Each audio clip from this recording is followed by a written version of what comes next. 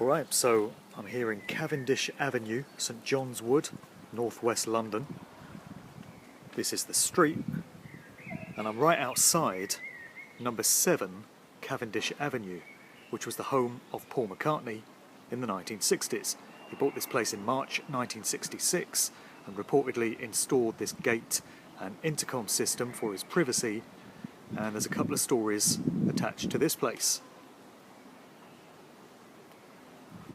So McCartney, we'll worry about which one it was later, reportedly bought this house from a physician named Desmond O'Neill for £40,000. It's just a short walk to EMI's Abbey Road studios, which we'll visit next, so it's convenient for that, and the house often functioned as a base for the group to have meetings before and after recording sessions, reportedly. An interesting story ties into the whole Paul is dead situation, incidentally, dating back to January '67, when the Beatles were set to go out partying with the Rolling Stones, which shows that these two groups were actually friends and very far from the rivals that they were pitted to be in the media. So the Beatles were hanging out with Mick Jagger and Keith Richards and Marianne Faithfull and Anita Pallenberg and others, and the idea was to leave London and to go up on the M1 motorway towards Hertfordshire, where Mick Jagger had his place, and after that to go down to Redlands in Sussex to Keith Richards' joint. And during the convoy, you had McCartney's very distinctive customised Mini being driven by this Moroccan art student named Mohammed Hadij, who worked alongside Robert Fraser, the art dealer. And the Mini got separated from the other cars in the group, goes the story. It was a very foggy night, and Hadij ended up crashing the Mini. And a rumour subsequently spread throughout London that McCartney had been involved in a car accident, and there were some reports that he had died. And this seems to be a precursor to the whole Paul is dead myth, which, although it is said to have happened in 1966, didn't break into the public consciousness until '69. So this forced a response from the Beatles camp in the Beatles Book Monthly, February 1967 edition, headed False Rumour. And that story read, "Stories about the Beatles are always flying around Fleet Street. The 7th of January was very icy, with dangerous conditions on the M1 motorway. Towards the end of the day, a rumour swept London that Paul McCartney had been killed in a car crash on the M1. But of course there was absolutely no truth in it at all, as the Beatles press officer found out when he telephoned Paul's St John's Wood home," that's this one right here, and was answered by Paul himself, who had been at home all day with his black Mini Cooper safely locked up in the garage. Excuse me. The other story we get from this place concerns Mel Evans, and he was the longtime Beatles roadie and assistant and confidant. He was all set to publish his memoirs, reportedly from the Beatles' years, in a book which was going to be entitled Living the Beatles Legend, and he was due to deliver this to his publishers on the 12th of January 1976. A week earlier, on the 5th of January, he'd reportedly told the book's co-writer to ensure it got published at all cost in the event of anything happening to him. And within hours, an apparently doped-up and erratic Mel Evans had been shot dead by the LAPD in an altercation, and the suitcase containing the manuscript reportedly disappeared. Now, according to an essay by Nick Colostrom, who I didn't know at the time of including this story in the book, but is now a good buddy of mine, the page which is said to have remained from Mel Evans's manuscript, the rest of it disappeared, but one page, 146, is said to have survived. And this detailed Evans's uneasiness with being charged by the Beatles' manager Brian Epstein to sack Paul's loyal butler George Kelly and get him removed from his London home before Paul returned from his Kenya visit. That again would be this place where George Kelly worked, and this ties into the idea that that November 1966 visit to Kenya was the false Paul's opportunity to get some surgery done, so that he ended up looking more like the original Paul McCartney, just relating the story. So there's a couple of anecdotes that tie into this particular house.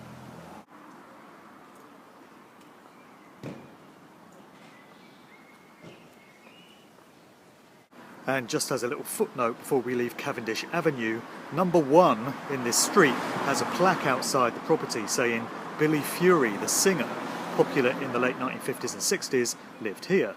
So Cavendish Avenue was obviously quite a popular place with rock stars back in the day. This is just over the road from the McCartney joint. And so here I am, just a short walk from the McCartney residence in Cavendish Avenue, in a location which is going to become very familiar to anyone who's moderately into the Beatles music and familiar with their albums. We are, of course, in Abbey Road, and we're just approaching the world famous EMI studios, originally opened in 1931 by a predecessor to EMI, and renamed Abbey Road Studios in 1970 after the Beatles had made it famous. That's where all the magic happened, in here. There's many news reports from back in the day of the Beatles entering this building to take care of certain recording sessions. Nice no entry sign there, just reminding you that you're not welcome, but there's the building. And the Beatles recorded almost all of their albums here between 1962 and 1970, very much their in-house studio. And of course, you'll know where we're heading next, which is the most famous zebra crossing in the world. Immortalised in the 1969 album Abbey Road.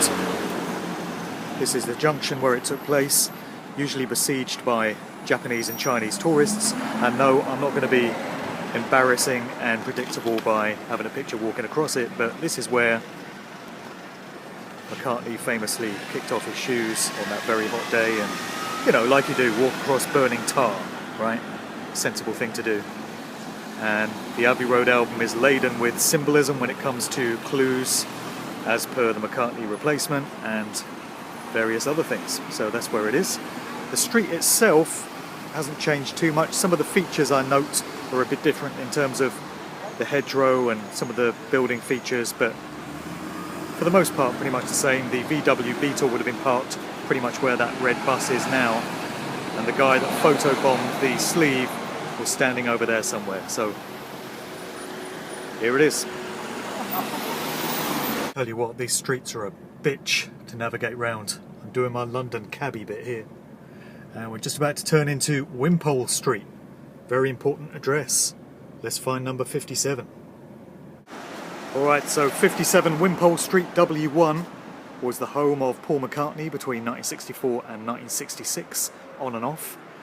And it was also the home and medical practice of Dr. Richard Asher, who was the father of Jane Asher, Paul McCartney's girlfriend in the 60s, and also Peter Asher, who was involved in the Indica Gallery and one half of the Peter and Gordon musical duo.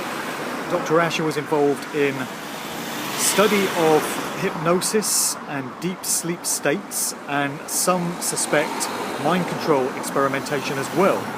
This was the house where McCartney is said to have written many of his famous songs, including Eleanor Rigby and very notably Yesterday. And there is a theory that Yesterday may well have been the result of a mind control experiment, and the song was fed into McCartney's subconscious mind during a deep sleep state. I certainly wouldn't discount that possibility. Let's have a closer look anyway. We've got a nice Masonic checkerboard black and white duality floor. What else could it be? At the entrance there we go, number 57. This is the basement room, and down here is where the body of Dr. Richard Asher was discovered in 1969 in very suspicious circumstances. He's said to have committed suicide. And this is also the room reportedly where Paul McCartney wrote Yesterday and many other songs. It does rather beg the question of why he was living in the home and medical practice of his girlfriend for that extended period, which seems a slightly unusual domestic relationship.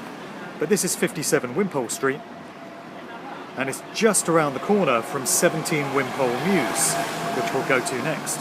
Oh, and just to mention, by the way, Jane Asher's mother, Margaret Elliott, was a music teacher at the Royal Guildhall School of Music, and one of her students there just happened to be George Martin. She taught him oboe and piano, and George Martin, of course, famously went on to become the Beatles' producer. So there's a few things to know about Jane Asher's mother as well. The story of Ringo shagging Christine Keeler and having to leave in a hurry with his trousers round his ankles is completely hilarious. This is Wimpole Mews, no more than a 2-minute walk away from 57 Wimpole Street. And number 17 down here was the home of Dr. Stephen Ward, who was a contemporary of Dr. Richard Asher, and he was embroiled in that whole Profumo scandal in the 1960s, which was immortalised in the movie Scandal, appropriately enough, released in 1989, and Stephen Ward was played by John Hurt. There are stories that Brian Epstein, the Beatles manager, knew Stephen Ward and would supply patients to him for his osteopath practice.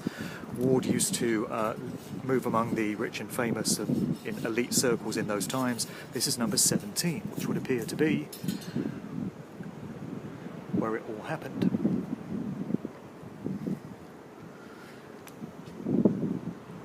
And the movie Scandal is well worth watching in my view to get a handle on what life was like in the 60s, just immediately prior to that swinging Carnaby Street, swinging London counterculture whole scene that kicked off a few years later.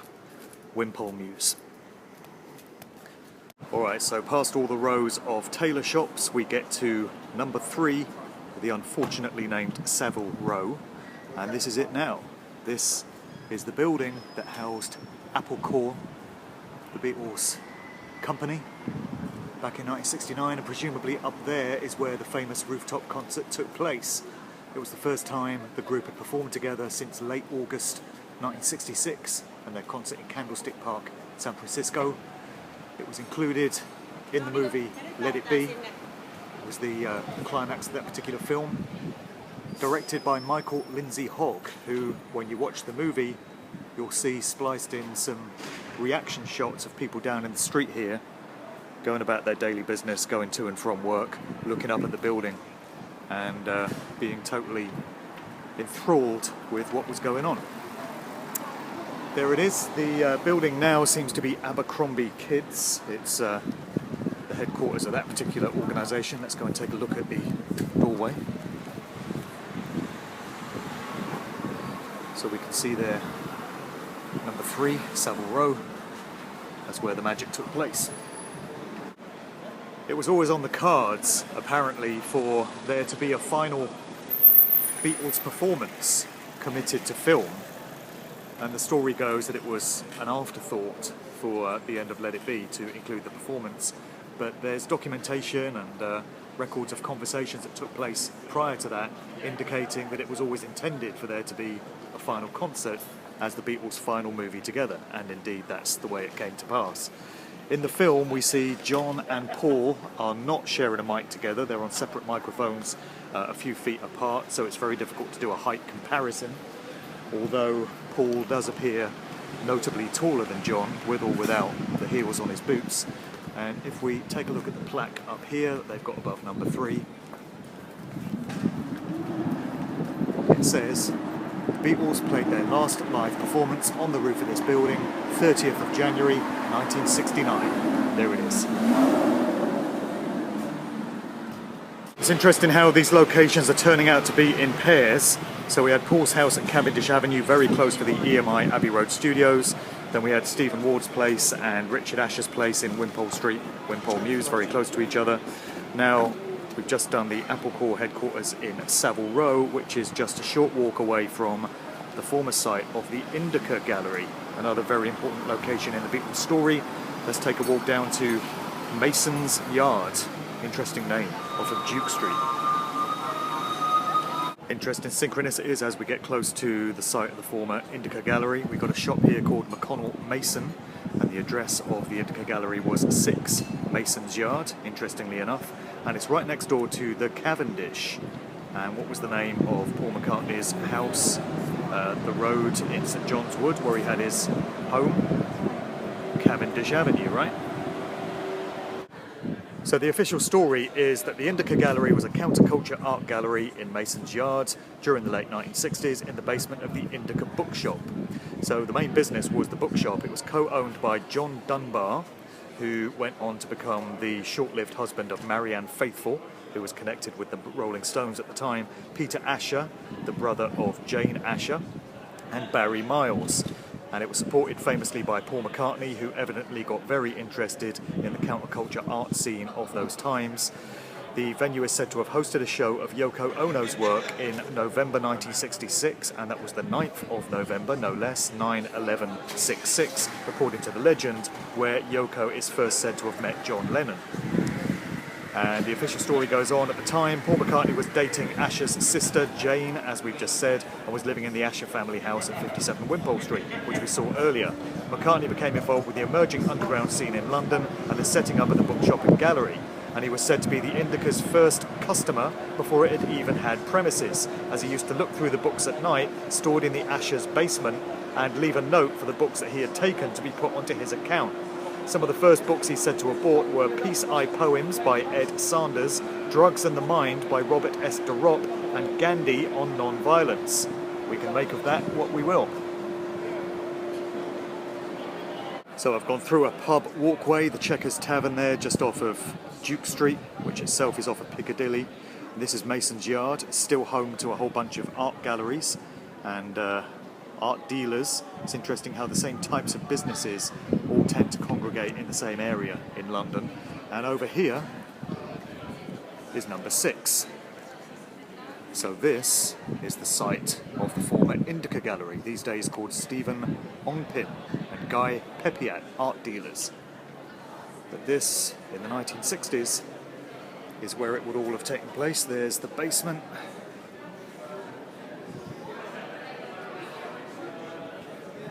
And it was down in the basement where the Indica was evidently based. Doesn't look much these days, right?